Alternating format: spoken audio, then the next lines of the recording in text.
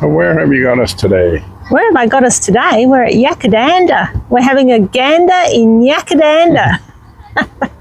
We've just been up and down the main street. It's an absolute cracker. Would highly recommend this one. Aiden's had a great pie.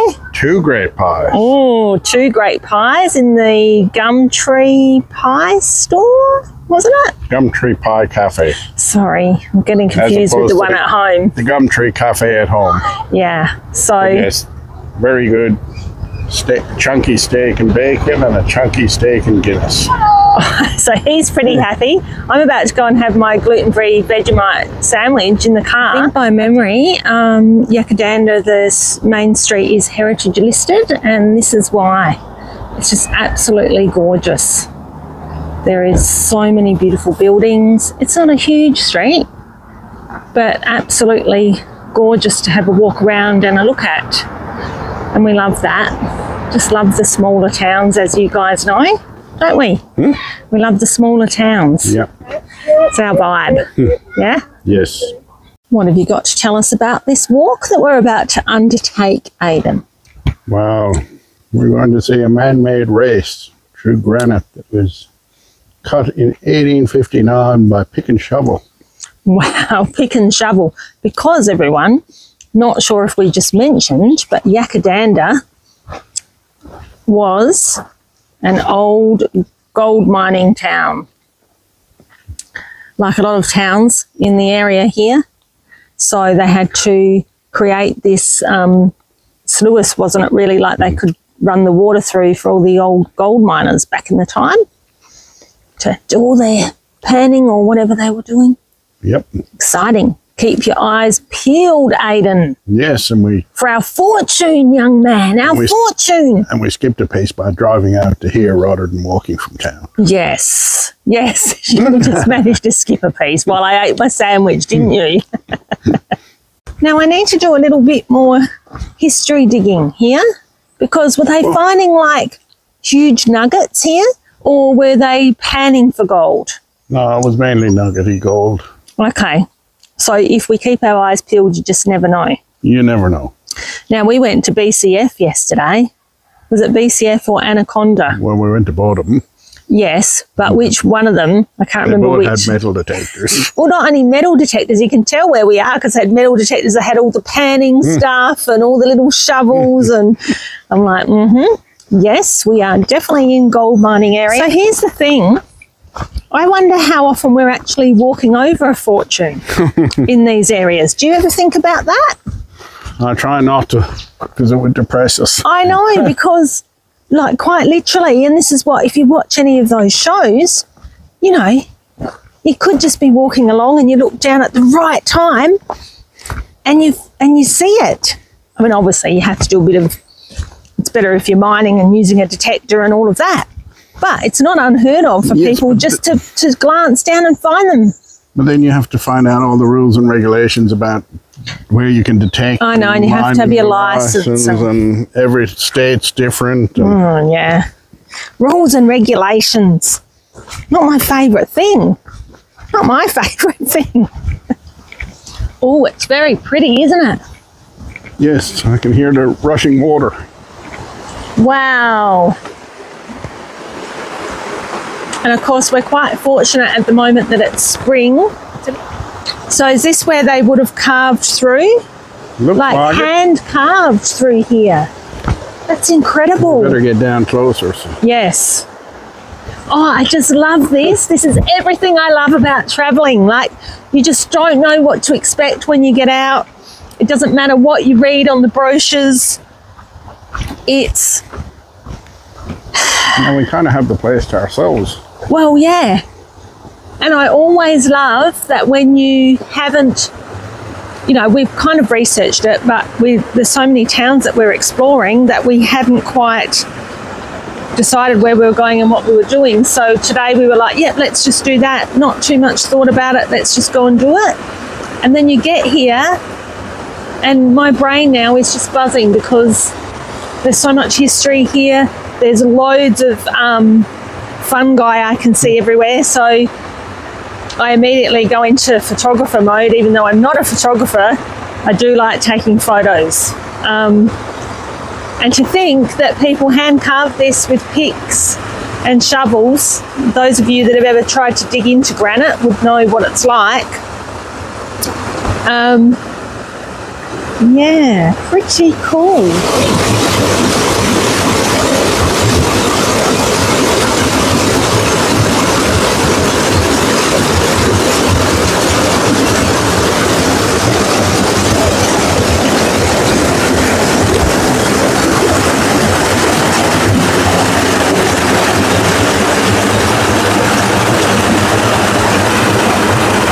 That is damn cool, isn't it? Yep. Damn cool. It is super slippery through here. So I can only imagine what it's like when it's really rainy. Oh, matey's left me. He's off. He's quite excited about this one, I think. So about 1850s is what we're talking with the gold exploration in this area. And of course still holds its appeal to this day. And this is, you can see the hand carved area which they carved for the water to run through. A lot of hard work right there. It's official. I've got gold fever, Aidan. I just read the sign. It says that they found gold nuggets hanging from the roots of trees and shrubs. Yes. But they took them all. Did they take them all? Let's have a look here. Like, did they take every single one? See, then my eyes start playing tricks on me and I'm looking at everything going, oh yeah, is that gold? Who would know? We're always either doing dam walking or looking at dam walls. Around this place, it's blowing our mind is the amount of water. Not used to seeing that, are we? No. You found the dam wall, have you? Yep. I don't know if you can pick it up on camera, everyone. Just how beautiful and serene this place is, isn't it? Yeah. Quite peaceful considering Yes. how much digging and everything was happening here 150 years ago. Yeah. Oh, it would have been a hive of activity. So here's one of their original dam walls. So much hard work. Aidan was off exploring. And of course I've got stuck looking between all the rocks. A, because you know I love rocks. B, because I might just find the shiny one. Old matey looks happy over there to be waiting for me. It's our anniversary today, everyone. First year wedding anniversary. How's that going for you, love? Good. How's the first year of wedded bliss going for you? Perfectly. Perfectly. That's music to my ears, that is. How many steps do you think we would have done in the first year of married life, Aidan? Oh. 450,000. Oh, 450 million, I thought you were going to say. A lot of steps in the first year. We've been to a lot of places over the last 12 months. It And makes me walk everywhere. I can't wait to do more. You can't wait either, can you? Hey?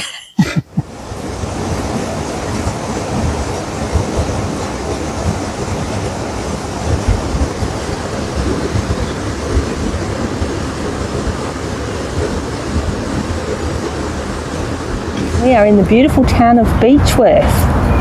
As you Just can in front of the jail. Yeah, the old jail. So much history here. This is the Ned Kelly region. Part of his reign. Yeah, we're about to walk past the courthouse where old Ned faced trial, I think, didn't he? It was just his first one. His main one was in Melbourne, I think. Just his first one. He was a bit of a lad, the old Ned Kelly. If you don't know about Ned Kelly, you might want to Google that. One of our most famous bushrangers in Australia. Famous or infamous? Famous or infamous, I'm not sure which. And this is the old court precinct here, where old Ned got hauled in at one stage or another. Probably really need to have a look at the history. But the buildings are so beautifully preserved around Beechworth. It is definitely worth a visit.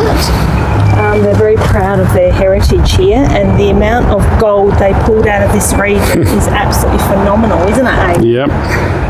We just went into the old gold vault, which we'll show you in a moment.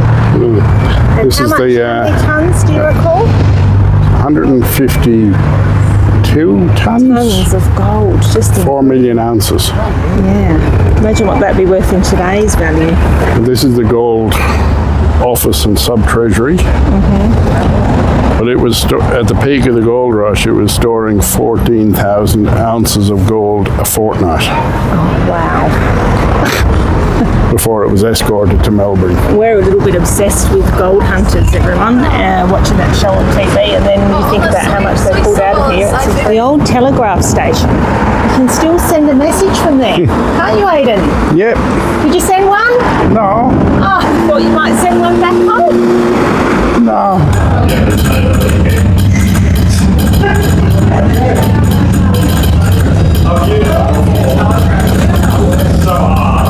Gold office. I don't look sweet. Imagine how busy that would have been back in the day. Where? It's a bit dingy in here. What's going on in here, Aidan? Oh, this is where the gold was stored back in the day. The Beechworth Gold Vault. Wow, feels like it too, doesn't it? 4 million ounces of gold was discovered. 154 tons. Oh my God.